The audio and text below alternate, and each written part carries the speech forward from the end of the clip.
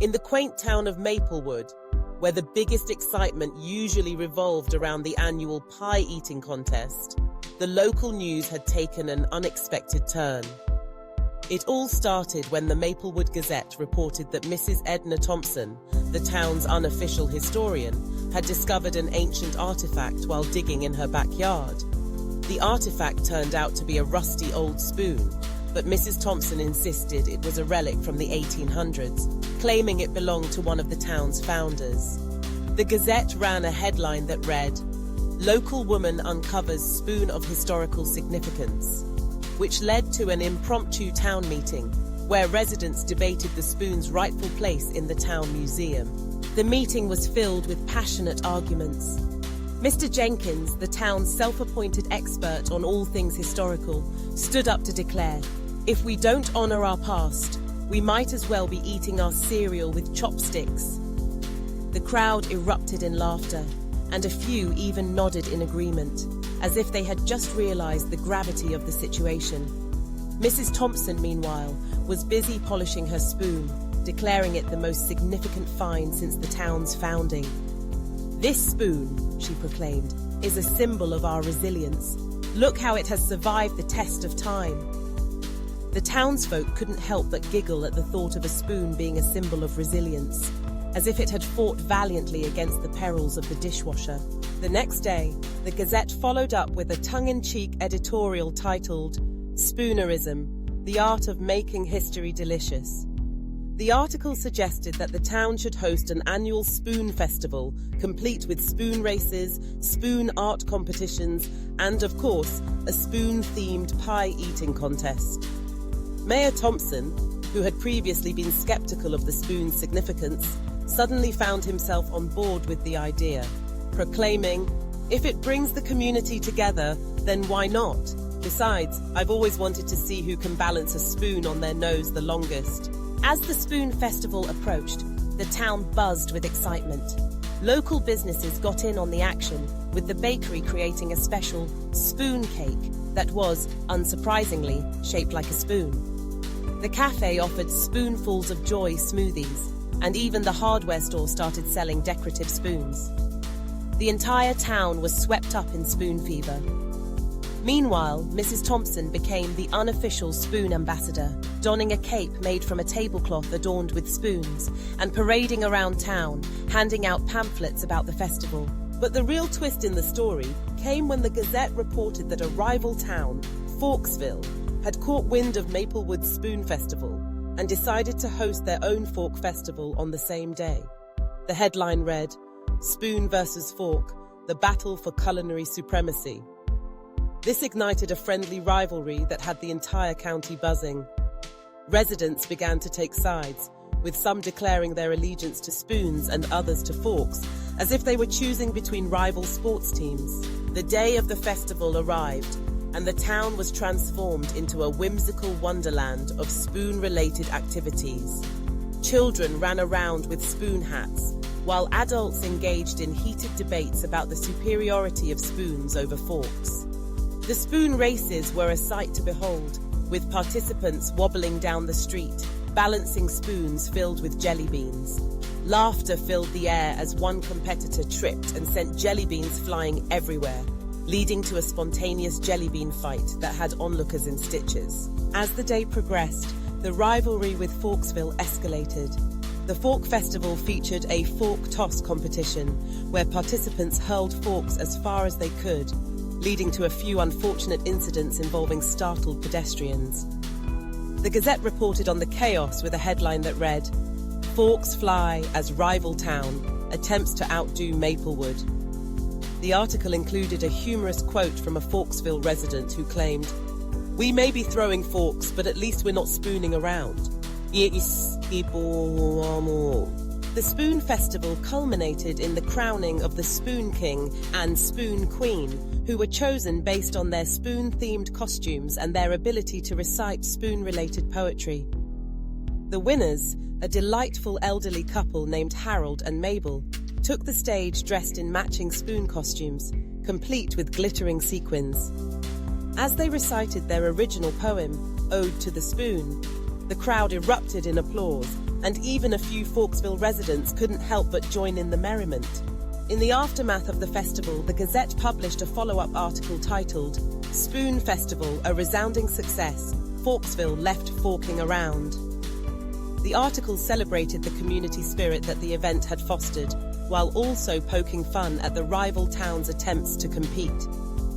The mayor of Forksville, in a desperate attempt to save face, was quoted saying, "We may have forks, but they have spoons?"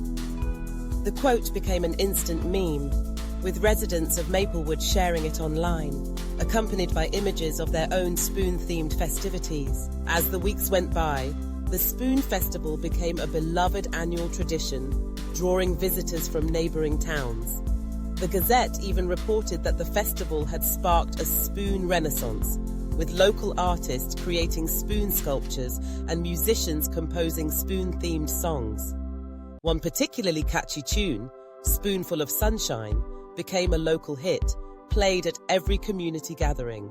But the fun didn't stop there.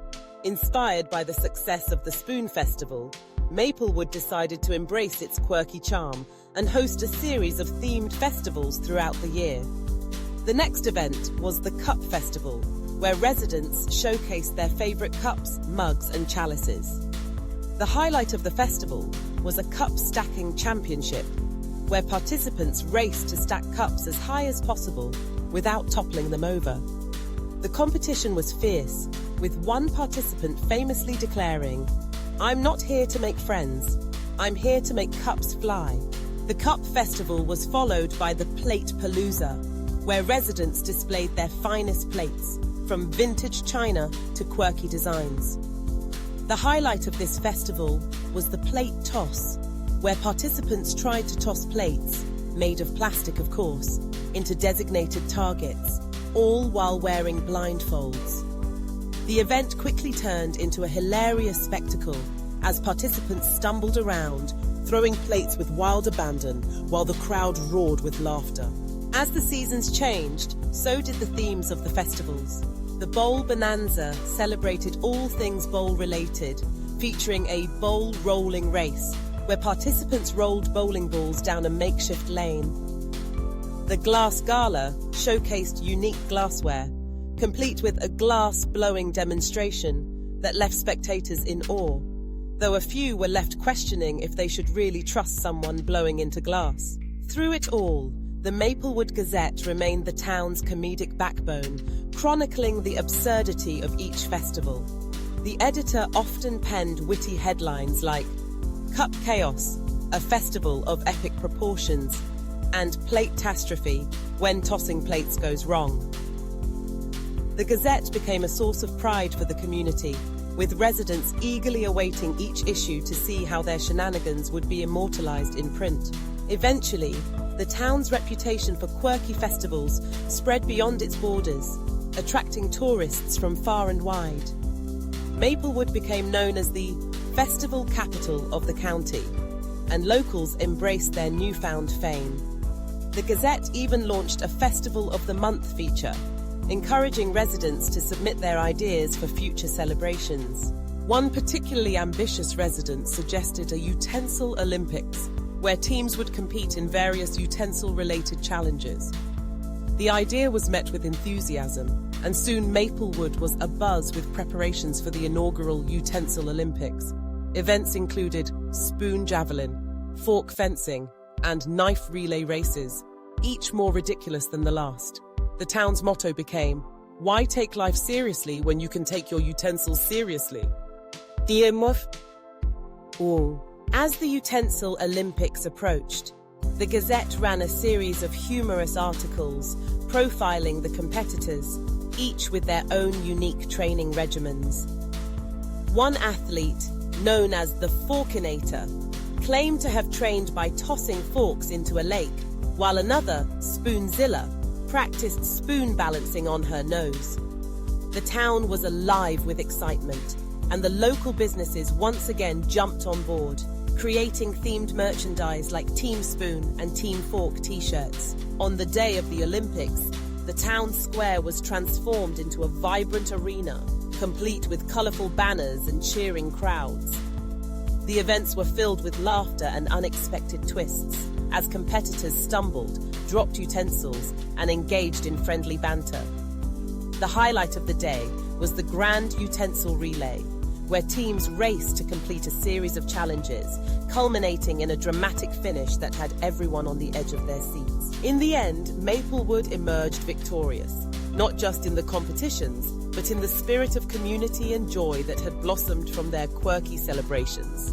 The Gazette summed it up perfectly with the headline, "Maplewood, where every spoon has a story."